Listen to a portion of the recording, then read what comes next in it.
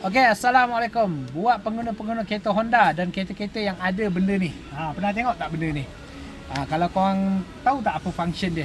Okay, jom saya ceritakan sikit function dia dalam video ni. So, kalau korang ada nampak benda-benda macam ni, korang mesti pelik. Apa benda untuk ni? Okay, ini dia, nama dia adalah ultrasonic sensor. Okay, function dia adalah untuk detect pergerakan dalam kereta selepas kereta di lock. Ini untuk mengelakkan ada tertinggal anak ke ataupun haiwan ke dalam kereta. So, kalau kita terlupa, sensor ni akan detect dan alarm kereta akan berbunyi. So, kalau korang tanya penting ke benda ni? Bagi saya penting. Sebab sekarang ada isu-isu tertinggal anak, tertinggal haiwan ataupun benda-benda yang membuat kita lost mind sekejap.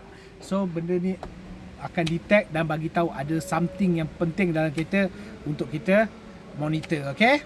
So, kalau kau rasa video ni bermanfaat, tolong share dan kongsi kepada kawan-kawan lain, okay? Assalamualaikum.